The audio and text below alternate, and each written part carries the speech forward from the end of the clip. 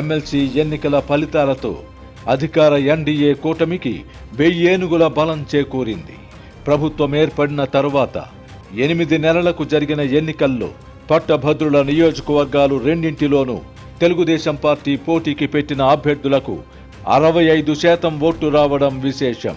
ఈ ఎన్నికల్లో ప్రధాన ప్రతిపక్షమైన వైసీపీ పోటీ చేయకపోయినా సిపిఎంతో సంబంధాలు ఉన్న అభ్యర్థులను పరోక్షంగా బలపరిచింది. వైసీపీ స్వయంగా పోటీ చేసిన ఫలితాల్లో తేడా ఉండేది కాదు. మహా అయితే కూటమికి లభించిన ఓట్ల శాతం కొంత తగ్గేదేమో. అయితే రాష్ట్ర ప్రజల మూడ్ను గమనించి అందుకనుగుణంగా తమను తాము సంస్కరించుకునే బదులు మాజీ ముఖ్యమంత్రి జగన్మోహన్ రెడ్డి ఆత్మవంచన చేసుకుంటూ ఆనందం పొందడం ఆశ్చర్యంగా ఉంది. ఎన్నికల ఫలితాలు వెల్లడవుతున్న సమయంలో వైసీపీ నాయకులు చేసిన ప్రకటనలు, జగన్ రోత మీడియాలో చేసిన ప్రచారమే ఇందుకు నిదర్శనం. ఉత్తరాంధ్రలో అధ్యాపకుల నియోజకవర్గంలో పోటీలో ఉన్న 2 అభ్యర్థులలో ఎవరికి మద్దతు ప్రకటించాలో తేల్చుకోలేకపోయిన కూటమి ఆ 2లో ఎవరో ఒకరికి మొదటి ప్రాధాన్యత ఓటు వేసి రెండో అభ్యర్థికి ద్వితీయ ప్రాధాన్య ఓటు వేయాలని పిలుపునిచ్చింది. సిపిఎంకు అనుబంధంగా ఉండే యూటీఎస్ తరపున పోటీ చేసిన మరో అభ్యర్థిని వైసీపీ పరోక్షంగా బలపరిచింది. ఈ నేపథ్యంలో కూటమి మద్దతు పొందిన గాదె శ్రీనివాసులు నాయుడు, వర్మ మధ్యనే పోటీ జరిగింది. శ్రీనివాసులు నాయుడు విజేతగా నిలవగా వర్మ ద్వితీయ స్థానంలో నిలిచారు. అయినప్పటికీ కూటమికి ఓటమి అని రోత మీడియా ప్రచారం చేయడం ద్వారా ఆత్మవంచన చేసుకుంది.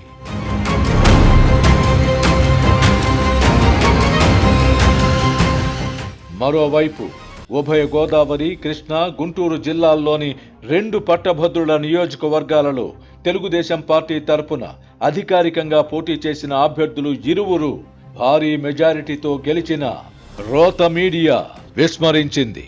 తెలుగుదేశం అభ్యర్థులు విజయం సాధించారని చెప్పడం ఇష్టం లేక ఫలానా వారు గెలిచారని వారి పేర్లు మాత్రమే ప్రసారం చేశారు. ఇంతకంటే ఆత్మవంచన ఇంకొకటి ఉంటుందా? మీడియా దాచినంత మాత్రాన్న ఫలితాలు తారుమారవుతాయా?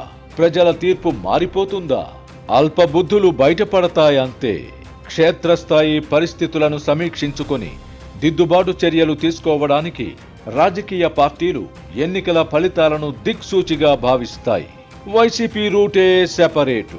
మాకు చూపెలాగూ లేదు, అవతలి వాడికి కూడా ఒక కన్ను పోయింది అని ఆనందించినట్టుగా ఉత్తరాంధ్ర ఫలితాన్ని వక్రీకరించి ఆనందం పొందింది. సీన్ కట్ చేస్తే ఉత్తరాంధ్ర నుంచి నెగ్గిన గాదె శ్రీనివాసులు నాయుడు తన గెలుపు ప్రకటన తరువాత ముఖ్యమంత్రి చంద్రబాబును కలుసుకొని తాను కూటమి అభ్యర్థినేనని చెప్పుకున్నారు. ఈ సన్నివేశం చూసిన తర్వాత వైసీపీ నాయకులు గాని, జగన్ రోత మీడియా గాని ముఖం ఎక్కడ పెట్టుకుందో తెలియదు. సొంత మీడియా ఏర్పాటు చేసుకున్నంత మాత్రాన, కూలి మీడియాను పెంచి పోషించినంత మాత్రాన ప్రజాభిప్రాయం మారదు అని మరోమారు రుజువయ్యింది.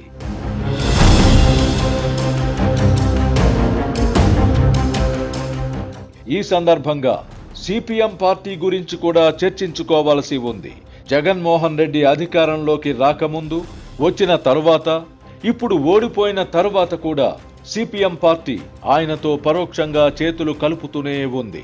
జగన్ రెడ్డి వంటి వారితో చేతులు కలపడం వల్ల గతంలో ఆ పార్టీకి ఉండిన విశ్వసనీయతను ఇప్పుడు పూర్తిగా కోల్పోయింది.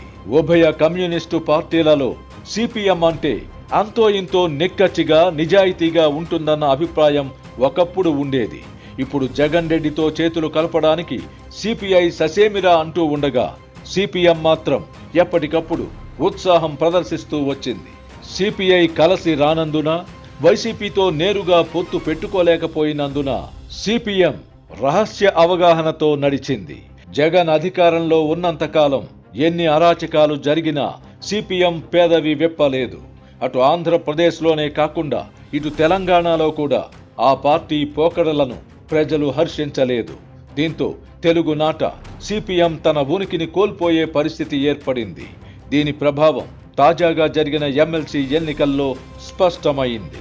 గుంటూరు, కృష్ణా జిల్లాల పట్టభద్రుల నియోజకవర్గాల నుంచి పోటీ చేసి ఓడిపోయిన లక్ష్మణరావుకు ప్రజల్లో కొంత విశ్వసనీయత ఉన్నప్పటికీ ఆయన ప్రాతినిధ్యం వహిస్తున్న సిపిఎం విశ్వసనీయత కోల్పోయినందున భారీ తేడాతో ఓడిపోయారు. ఆయనకు వైసీపీ పరోక్షంగా మద్దతివ్వడం శాపంగా మారిందన్న అభిప్రాయమూ ఉంది. రాష్ట్ర స్థాయిలోనే కాదు, జాతీయ స్థాయిలో కూడా సిపిఎం నాయకత్వం తీసుకుంటున్న అసంబద్ధ నిర్ణయాల వల్ల ఆ పార్టీ ఇప్పుడు కేరళకే పరిమితమై ఒక ప్రాంతీయ పార్టీగా కుదించుకుపోయింది.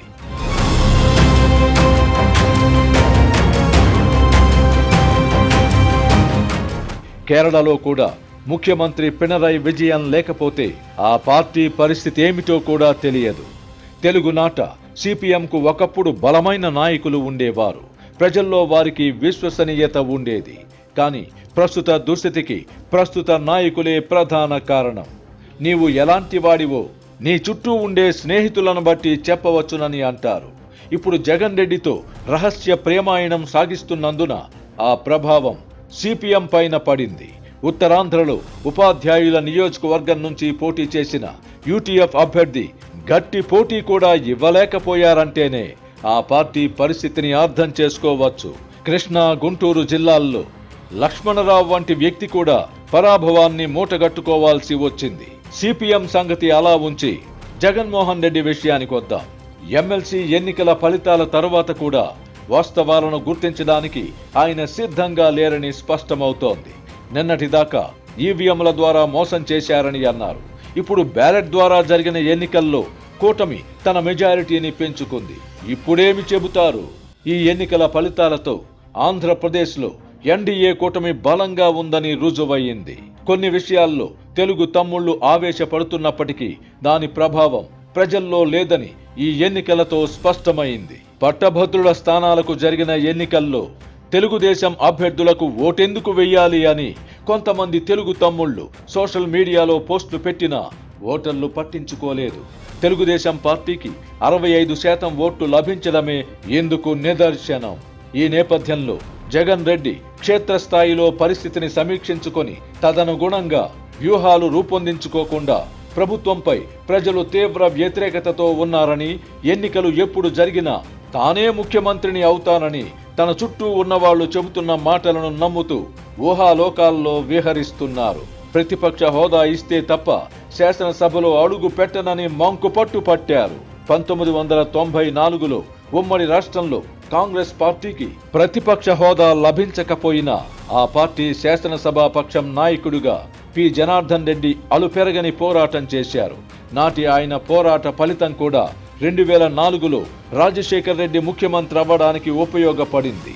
ఉమ్మడి రాష్ట్రంలో శాసనసభలో మంచి వక్తలుగా రాణించిన వెంకయ్య నాయుడు, జైపాల్ రెడ్డి, ఓంకార్, గౌతు లచ్చన్న వంటి వారు ప్రధాన ప్రతిపక్ష నాయకులుగా హోదా పొందిన వారు కారు. అంతెందుకు, అవమానాలు తప్పవని తెలిసిన 2019 తర్వాత చంద్రబాబు నాయుడు శాసనసభలో పోరాటం చెయ్యలేదా? తనను తాను వీరుడుగా, శూరుడుగా చెప్పుకునే జగన్ రెడ్డి శాసనసభను ఎదుర్కోవడానికి ఎందుకు వెనుకాడుతున్నారో తెలియదు.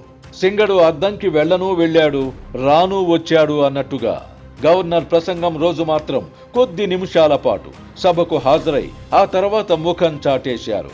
తెలంగాణలో తనకు గురుతుల్యుడైన కేసీఆర్ కూడా ఇప్పుడు శాసనసభకు హాజరు కావాలని నిర్ణయించుకున్నారు. ప్రభుత్వాలను నిలదీయడానికి ప్రతిపక్షంలో ఉన్న వారికి శాసనసభను మించిన వేదిక మరొకటి ఉండదు. తానెవరికి తలవంచనని చెప్పుకోవాలనే దుగ్ధ జగన్మోహన్ రెడ్డిలో అధికంగా ఉంది. అందుకే శాసనసభకు వెళ్లి చంద్రబాబు ముఖం చూడడం ఆయన నామోషీగా భావిస్తున్నారేమో తెలియదు.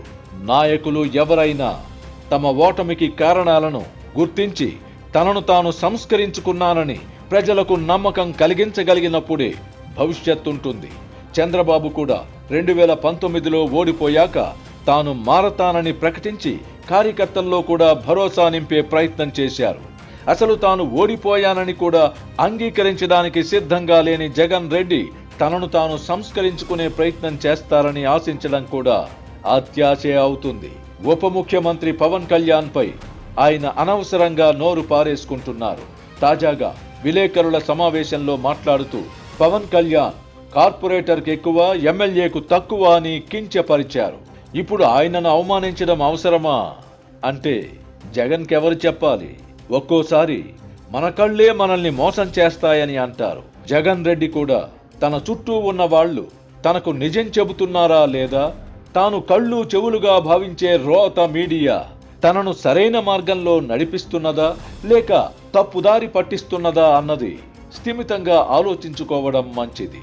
పవన్ కళ్యాణ్ను అవమానించడం అంటే కూటమి ఐక్యతను పటిష్టం చేయడమే అన్న చిన్న లాజిక్ ను కూడా జగన్ రెడ్డి విస్మరిస్తే ఎలా?